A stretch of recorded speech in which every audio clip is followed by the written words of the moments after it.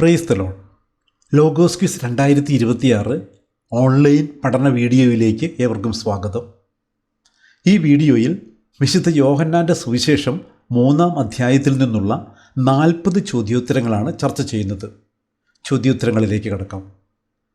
ചോദ്യം 1. യോഹന്നാൻ്റെ സുവിശേഷം 3-ാം അധ്യായത്തിൽ എത്ര വാക്യങ്ങൾ ഉണ്ട്? ഉത്തരം 36. ചോദ്യം 2. യോഹന്നാൻ്റെ സുവിശേഷം 3-ാം അധ്യായത്തിൻ്റെ ശീർഷകം എന്താണ്? ഉത്തരം യേശുവും നിക്കോദേമോസും. ചോദ്യം 3. യോഹന്നാൻ്റെ സുവിശേഷം 3-ാം അധ്യായത്തിൽ നിക്കോദേമോസിന് നൽകിയിരിക്കുന്ന വിശേഷണങ്ങൾ എന്തെല്ലാം? ഉത്തരം ഫരിസേയൻ, യഹൂദ പ്രമാണി. ചോദ്യം 4. രാത്രി യേശുവിൻ്റെ അടുത്ത് വന്ന നിക്കോദേമോസ് യേശുവിനെ അഭിസംബോധന ചെയ്ത വാക്ക് ഏതാണ്? ഉത്തരം റബ്ബി. ചോദ്യം 5. യേശുവിനെ എവിടെ നിന്നു വന്ന ഗുരു എന്നാണ് നിക്കോദേമോസ് വിശേഷിപ്പിക്കുന്നത്? ഉത്തരം ദൈവത്തിൽ നിന്നു വന്ന. ചോദ്യം 6. എപ്രകാരമുള്ള ഒരു വ്യക്തിക്ക് മാത്രമേ ഇത്തരം അടയാളങ്ങൾ പ്രവർത്തിക്കാൻ സാധിക്കൂ എന്നാണ് നിക്കോദേമോസ് പ്രഖ്യാപിക്കുന്നത്? ഉത്തരം ദൈവം കൂടെയുള്ള. ചോദ്യം 7. എന്തു ചെയ്യുന്നില്ലെങ്കിൽ ഒരുവന് ദൈവരാജ്യം കാണാൻ കഴിയുകയില്ല എന്നാണ് യേശു നിക്കോദേമോസിനോട് പറയുന്നത്? ഉത്തരം വീണ്ടും ജനിക്കുന്നില്ലെങ്കിൽ. ചോദ്യം 7. യോഹന്നാൻ 3:4 എത്ര ചോദ്യങ്ങളാണ് നിക്കോദേമോസ് യേശുവിനോട് ചോദിക്കുന്നത്? ഉത്തരം 2. ചോദ്യം 7. എപ്രകാരമുള്ള മനുഷ്യരാണ് ദൈവരാജ്യത്തിൽ പ്രവേശിക്കുക എന്നാണ് യേശു നിക്കോദേമോസിനോട് പറയുന്നത്? ഉത്തരം ജലത്താലും ആത്മാവിനാലും വീണ്ടും ജനിച്ചവൻ. ചോദ്യം 10 പൂരിപ്പിക്കുക. ഡാഷ് ജനിക്കുന്നത് മാംസമാണ്, ആത്മാവിൽ നിന്ന് ജനിക്കുന്നത് ഡാഷ്. ഉത്തരം മാംസത്തിൽ നിന്ന് ആത്മാവും. ചോദ്യം 11. ആത്മാവിൽ വീണ്ടും ജനിക്കുന്നത് എങ്ങനെയെന്ന് മനസ്സിലാക്കാൻ യേശു എന്തിൻ്റെ ഉദാഹരണമാണ് ഉപയോഗിക്കുന്നത്? ഉത്തരം കാറ്റിൻ്റെ. ചോദ്യം 12. കാറ്റിൻ്റെ ഉദാഹരണത്തിലൂടെ വീണ്ടും ജനനത്തെക്കുറിച്ച് സംസാരിച്ചപ്പോൾ നിക്കോദേമോസിൻ്റെ മറുപടി എന്തായിരുന്നു? ഉത്തരം ഇതെല്ലാം എങ്ങനെ സംഭവിക്കും? ചോദ്യം 13. യേശു നിക്കോദേമോസിനെ എപ്രകാരമാണ് വിശേഷിപ്പിക്കുന്നത്? ഉത്തരം ഇസ്രായേലിലെ ഗുരു. ചോദ്യം 14 പൂരിപ്പിക്കുക. സത്യം സത്യമായി ഞാൻ നിന്നോട് പറയുന്നു, ഞങ്ങൾ ഡാഷ് സംസാരിക്കുന്നു, ഡാഷ് സാക്ഷ്യപ്പെടുത്തുന്നു. ഉത്തരം അറിയുന്നവയെപ്പറ്റി, കണ്ടവയെപ്പറ്റി. ചോദ്യം 15. എന്തിനെപ്പറ്റി ഞാൻ പറഞ്ഞത് നിങ്ങൾ വിശ്വസിക്കുന്നില്ലെങ്കിൽ സ്വർഗീയ കാര്യങ്ങൾ പറഞ്ഞാൽ എങ്ങനെ വിശ്വസിക്കും എന്നാണ് യേശു ചോദിക്കുന്നത്? ഉത്തരം ഭൗമിക കാര്യങ്ങളെപ്പറ്റി. ചോദ്യം 16.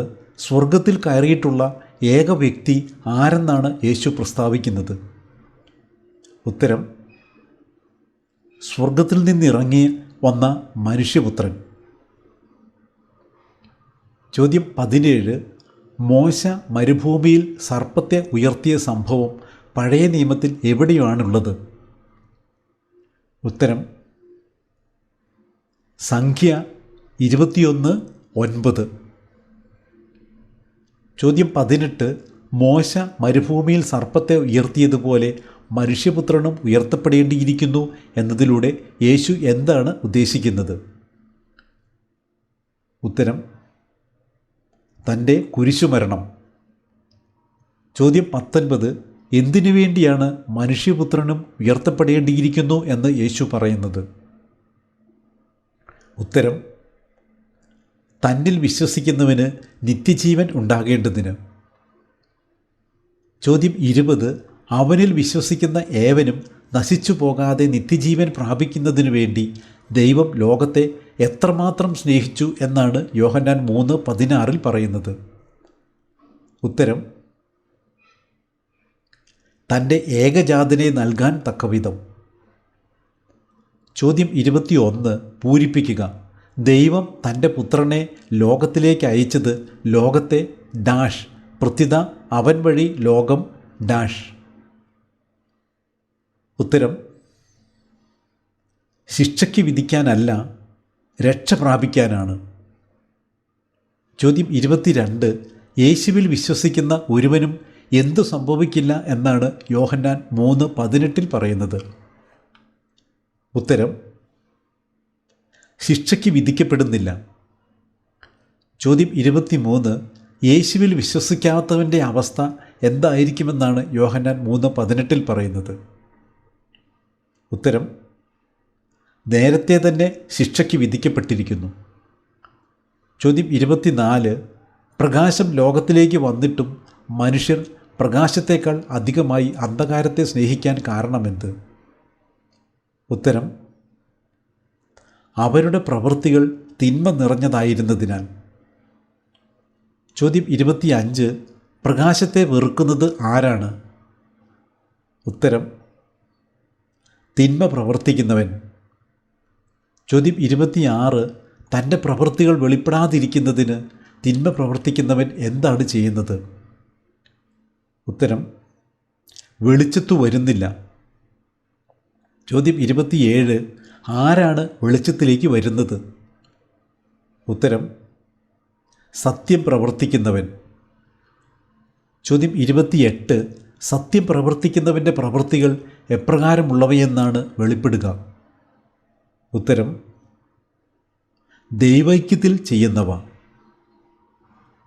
ചോദ്യം 29 നിക്കോദേമസിൻ്റെ സന്ദർശനത്തിന് ശേഷം യേശു എവിടേക്കാണ് പോയത്? ഉത്തരം: യൂദയാദേശത്തേക്ക്. ചോദ്യം 30 നിക്കോദേമസിൻ്റെ സന്ദർശനത്തിന് ശേഷം യൂദയായിലെത്തിയ യേശു എന്താണ് അവിടെ ചെയ്തത്? ഉത്തരം: ശിഷ്യന്മാരോടൊത്ത് താമസിച്ച് സ്നാനം നൽകി. ചോദ്യം 31 യേശു യൂദയായിലായിരുന്നപ്പോൾ സ്നാപക യോഹന്നാൻ എവിടെയാണ് സ്നാനം നൽകിക്കൊണ്ടിരുന്നത്? ഉത്തരം: സാലിമിനടുത്തുള്ള ഏനോനിൽ. ചോദ്യം 32 എന്തുകൊണ്ടാണ് സ്നാനം നൽകാൻ യോഹന്നാൻ സാലിമിനടുത്തുള്ള ഏനോൻ തിരഞ്ഞെടുത്തത്? ഉത്തരം: അവിടെ വെള്ളം ധാരാളം ഉണ്ടായിരുന്നതിനാൽ. ചോദ്യം 33 സ്നാപക യോഹന്നാൻ്റെ ശിഷ്യന്മാരും ആരും തമ്മിലാണ് ശുദ്ധീകരണത്തെപ്പറ്റി തർക്കമുണ്ടായത്? ഉത്തരം: ഒരു യഹൂദനും. ചോദ്യം 34 എന്ത് സംഭവിക്കുന്നില്ലെങ്കിൽ ആർക്കും ഒന്നും സ്വീകരിക്കാൻ സാധിക്കുകയില്ല എന്നാണ് സ്നാപക യോഹന്നാൻ തൻ്റെ ശിഷ്യന്മാരോട് പറയുന്നത്? ഉത്തരം: സ്വർഗത്തിൽ നിന്ന് നൽകപ്പെടുന്നില്ലെങ്കിൽ. ചോദ്യം 35 ഞാൻ ക്രിസ്തുവല്ല, പിന്നെ താൻ ആരെന്നാണ് സ്നാപക യോഹന്നാൻ അവകാശപ്പെടുന്നത്? ഉത്തരം: അവന് മുമ്പേ അയക്കപ്പെട്ടവൻ. ചോദ്യം 36 ഭൗമിക കാര്യങ്ങൾ സംസാരിക്കുന്നത് ആരെന്നാണ് യോഹന്നാൻ 3:31 പറയുന്നത്? ഉത്തരം: ഭൂമിയിൽ നിന്നുള്ളവൻ. ചോദ്യം 37 ദൈവം അയച്ചവൻ സംസാരിക്കുക എന്തെന്നാണ് യോഹന്നാൻ 3:34 പറയുന്നത്? ഉത്തരം: ദൈവത്തിൻ്റെ വാക്കുകൾ. ചോദ്യം 38 അധ്യായവും വാക്യവും ഏത്? അവൻ വളരുകയും ഞാൻ കുറയുകയും വേണം. ഉത്തരം: യോഹന്നാൻ 3:30. ചോദ്യം 39 അധ്യായവും വാക്യവും ഏത്? അവൻ കാണുകയും കേൾക്കുകയും ചെയ്തതിനെപ്പറ്റി സാക്ഷ്യപ്പെടുത്തുന്നു, എങ്കിലും അവൻ്റെ സാക്ഷ്യം ആരും സ്വീകരിക്കുന്നില്ല. ഉത്തരം: യോഹന്നാൻ 3:32. ചോദ്യം 40 അധ്യായവും വാക്യവും ഏത്? പുത്രനിൽ വിശ്വസിക്കുന്നവന് നിത്യജീവൻ ലഭിക്കുന്നു. എന്നാൽ പുത്രനെ അനുസരിക്കാത്തവൻ ജീവൻ ദർശിക്കുകയില്ല, ദൈവകോപം അവൻ്റെ മേൽ ഉണ്ട്. ഉത്തരം യോഹന്നാൻ 3:36. ഈ സെറ്റിലെ അവസാന ചോദ്യം വചനമെഴുതുക. യോഹന്നാൻ 3:17. ദൈവം തൻ്റെ പുത്രനെ ലോകത്തിലേക്ക് അയച്ചത് ലോകത്തെ ശിക്ഷയ്ക്ക് വിധിക്കാനല്ല, പ്രത്യുത അവൻ വഴി ലോകം രക്ഷ പ്രാപിക്കാനാണ്. So thank you for watching. All the best. Thank you.